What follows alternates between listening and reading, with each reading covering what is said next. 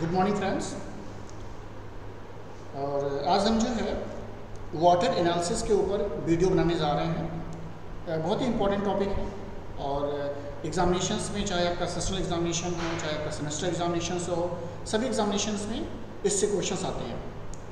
तो water analysis या water treatment दोनों ही नामों से जाना जाता है। तो बहुत ही आसान टॉपिक भी हम कहते हैं। आप 10+2 लेवल में थोड़ा बहुत पढ़ के आते हैं। हार्ड वाटर के बारे में आप पढ़ते हैं और हार्ड वाटर को कैसे हम दूर करते हैं उसके बारे में आप पढ़ते हैं। तो उन्हीं सभी से जुड़ा हुआ टॉपिक यहाँ भी हमें देखना है। तो जो टॉपिक का नाम है उस टॉपिक को हम कहते हैं वाटर एनालिसिस। तो topic name is water analysis. Water analysis, इस वाटर एनालिसिस को अगर हमें पढ़ना है तो सबसे पहले हमारा फोकस किस पे होता है? हमारा फोकस होता है, जो पहला क्वेश्चन दिमाग में हमारे आता है कि जो फर्स्ट क्वेश्चन हमारे दिमाग में आता है that is what is hardness. क्योंकि हम यहाँ पर बात किसकी करेंगे? हम यहाँ पर बात करेंगे हार्ड वाटर की। तो सबसे पहले दिमाग में आता है कि हार्ड वाटर क्या है, हार्डनेस क्या चीज़ है। तो इसके बारे में हमारा जो कॉन्सेप्ट है वो क्या है? ऐसा वाटर जो सोप कंज्यूम ज़्यादा करे, यानी उसकी सोप कंज्यूमिंग कैपेसिटी ज़्यादा। ऐसा वाटर जिसकी सोप कंज्यूमिंग कैपेसिटी ज़्यादा होगा उसे हम कहते हैं हार्ड वाटर। या दूसरे शब्दों में कि वो क्या करता होगा, झाग का फॉर्मेशन, यानी जो लेदर का फॉर्मेशन है वो फॉर्मेशन क्या करता होगा, कम करता होगा। यानी अगर लेदर का फॉर्मेशन कम है, झाग का फॉर्मेशन कम है, तब पर भी जो वाटर को कैटेगरी में रखा जाएगा उसे हम कहेंगे हार्ड वाटर। तो कैसे हम इसको लिख सकते हैं, क्या हो सकता है? तो हम यहाँ पे दे सकते हैं, इसके डेफिनेशन को दे सकते हैं। तो हम लिख सकते हैं, क्या कह सकते हैं कि लिख सकते हैं कि this term was applied to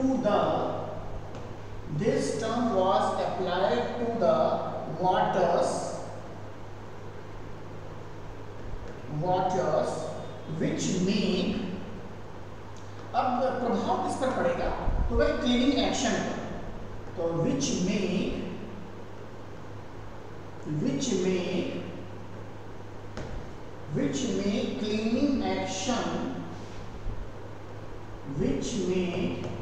cleaning action of the soap difficult। ये बात होनी चाहिए। यानी जब कभी भी हम हार्डनेस को बताते हैं तो हार्डनेस के लिए हम यही कहते हैं कि हार्डनेस जो होगा, ये हार्डनेस को कैसे हम डिफाइन कर सकते हैं। तो जब भी हमें हार्डनेस को डिफाइन करना होगा तो हम कहेंगे कि this term was applied to the waters which make cleaning action of the soap difficult. तो ये खास बात आपको यहाँ पर लिखनी होगी, इसके डेफिनेशन। यानी दूसरे शब्दों में हम कह सकते हैं कि क्या कह सकते हैं कि the water, or in other words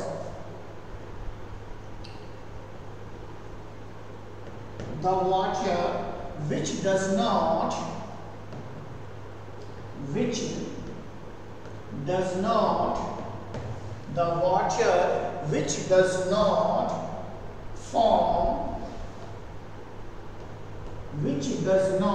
form ladder, ladder with soap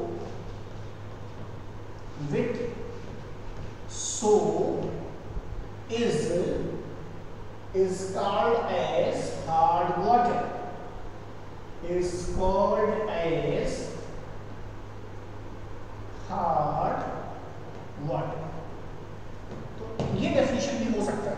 अगर हमें हार्ड वाटर को भी डिफाइन करना है तो इस डेफिनेशन को भी लिखा जा सकता है कि the water which does not form ladder with soap is called as hard water। तो इस तरीके से हम इनको डिफाइन कर रहे थे कि हार्डनेस क्या चीज़ है और हार्ड वाटर क्या चीज़ है। तो दोनों के बारे में काफ़ी अच्छे से समझ चुके हैं कि किसे हम हार्डनेस कहेंगे और किसे हम हार्ड वाटर का नाम देंगे। तो एक बार मैं फिर से रिवाइज कर दे रहा हूँ जिससे आपको लिखने में आसानी हो जाए, जिससे आप समझ सकें कि क्या है कैसे है। तो पहला जो आंसर हम लोगों ने दिया है कि व्हाट इज़ हार्डनेस, हार्डनेस किसे कहते हैं। उसके लिए मैंने कहा कि आप बहुत ही आसानी से कह सकते हैं कि द हार्डनेस टर्म, हमने दिस टर्म लिखा हुआ है, आप हार्डनेस ही कर सकते हैं। तो this term was applied to the waters which make cleaning action of the soap difficult. तो ये आसान सी बात है। और दूसरे शब्दों में हम कहना चाहें कि the water which does not form lather with soap is called as hard water. तो इस डेफिनेशन को हम क्या कर सकते हैं, जब भी हमारा क्वेश्चन ऐसा होगा कि व्हाट इज हार्डनेस, हार्डनेस के बारे में पूछा जाएगा, तो इस डेफिनेशन को वहाँ पर हम लिख सकते हैं। तो ये आसान सा हमारा एक डेफिनेशन हो गया है जिसकी सहायता से हम ये बता सकते हैं कि what is hardness. I hope कि आपको समझ में आया होगा। कोई भी अगर आपको क्वेरी है तो आप बॉक्स में, इनबॉक्स में आप लिख के भेज सकते हैं कि इससे संबंधित। तो ये बीटेक की केमिस्ट्री है और बीटेक की केमिस्ट्री में ये एक इम्पॉर्टेंट टॉपिक है, इम्पॉर्टेंट चैप्टर है जिसको हम यहाँ पे डिस्कस कर रहे हैं।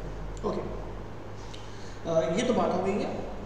Then cause of hardness, hardness हो क्यों रहा है, क्या इसके पीछे रीज़न है।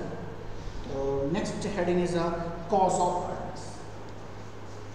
क्वेश्चन ऐसा हो सकता है कि right the important cause of hardness, right the salt name which cause hardness, कुछ भी हो सकते हैं। तो जो नेक्स्ट हेडिंग होगा that is the cause of hardness.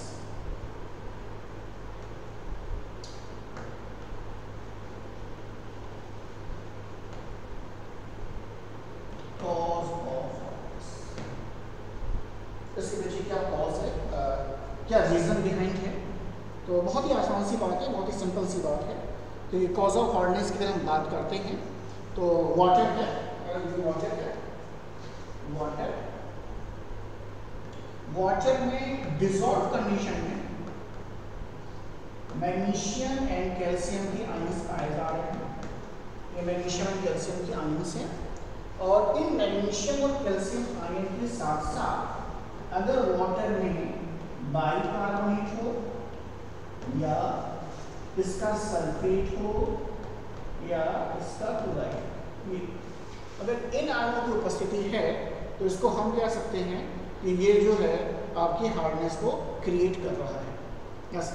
यानी कह सकते हैं कि चाहे वो आपका मैग्नीशियम बाइकार्बोनेट हो, चाहे कैल्शियम बाइकार्बोनेट हो, चाहे आपका मैग्नीशियम सल्फेट हो, चाहे आपका कैल्शियम सल्फेट हो, चाहे आपका मैग्नीशियम क्लोराइड हो, ये चाहे आपका कैल्शियम क्लोराइड हो,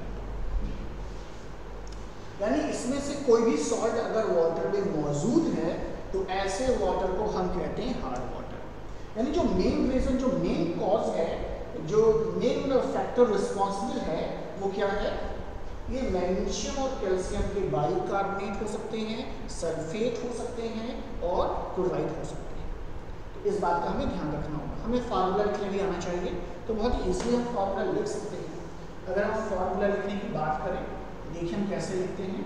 हम लिख सकते हैं मैग्नीशियम बाइकार्बोनेट का देखिए फार्मूला ये है, ऐसे लिखते हैं। अगर हमें कैल्शियम बाइकार्बोनेट का फार्मूला लिखना है तो देखिए हम कैसे लिखते हैं। तो देखिए हम इस तरीके से लिखते हैं, ये कैल्शियम बाइकार्बोनेट है। और इसी तरह अगर हम लिखना चाहते हैं मैग्नीशियम सल्फेट का, देखिए MgSO4 है ये। अगर हम लिखना चाहते हैं कैल्शियम सल्फेट का तो फार्मूला देखिए क्या है, ये है। इसी तरीके से हम लिखना चाहते हैं मैग्नीशियम क्लोराइड तो फार्मूला देखिए ये है। और लिखना चाहते हैं कैल्शियम क्लोराइड, देखिए फार्मूला ऐसे।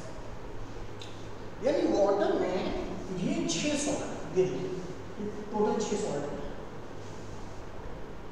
अगर इनमें से कोई भी सॉल्ट वाटर में मौजूद है, magnesium bicarbonate, calcium bicarbonate, magnesium sulphate, calcium sulphate, magnesium chloride and calcium chloride, इनमें से कोई भी सॉल्ट अगर मौजूद है वाटर में तो इस हार्डनेस को हम किस नाम से जानते हैं, इसको हम कहेंगे कि वाटर के अंदर हार्डनेस है। तो ये हार्डनेस क्रिएट करने वाले आयंस होंगे। तो बहुत ही सिंपल सी बात है, यहाँ पर हम देखेंगे कि ये हार्डनेस को क्रिएट करने वाले आयंस को ये बातें हैं यहाँ पर। अब अगर हम आगे देखें इसमें कुछ और बातें भी यहाँ पे देखने वाली बातें हैं कि और क्या क्या, एक बार आप नोट कर लें इसे, जैसे कि आप आयनों का नाम लिख सकें तो एक बार नोट कर लें इससे, फिर हम आगे चलते हैं। तो मैं 2 मिनट छोड़ रहा हूँ इससे आप लिख सकें, अदरवाइज मैं लगातार मिटा दूँगा फिर आपको लगेगा कि जल्दी जल्दी हो गया है। तो आप देख लें एक बार, आयंस को लिख लें आप एक बार अच्छे से, मैं कुछ देर छोड़ देता हूँ आपको। तो यही पूरा बेस यही है, hardness of water in salts के बारे में का फार्मूला लिखना आपको आना चाहिए। अगर आप फार्मूला लिखना नहीं जानते हैं, बाइकार्बोनेट आयन को कैसे लिखाते हैं आप नहीं जानते हैं, सल्फेट आयन को कैसे लिखते हैं नहीं जानते हैं, तो आगे आने वाले समय में जब इसके न्यूमेरिकल्स करेंगे, जब हम मॉलिक्यूलर वेट निकालेंगे, तब आपको दिक्कत आएगी। तो इससे अच्छा है कि आप पहले ही समझ लें कैसे लिखा जा रहा है और क्या इसके फार्मूले हैं। तो आप कर लें इसे, मैं कुछ देर छोड़ता हूँ इसे, जिससे आप नोट कर सकें अपनी कॉपियों में।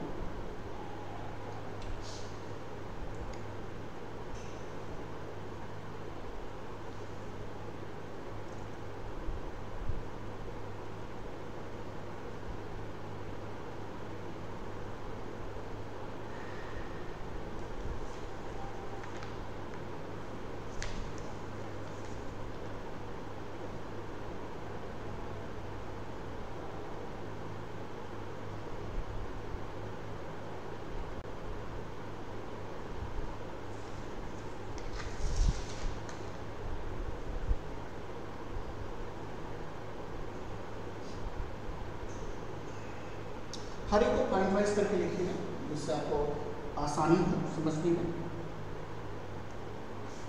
चीज़ों को पॉइंट वाइज करके लिखिए, नंबर वाइज करके, मैग्नीशियम बाइकार्बोनेट है, कैल्शियम बाइकार्बोनेट, ऐसे पॉइंट वाइज करके। और कैटेगरी बना के लिखेंगे तो और भी अच्छी बात है, और कि कौन सी किसकी कैटेगरी है, तो ये और अच्छी बात हो जाएगी आपके लिए।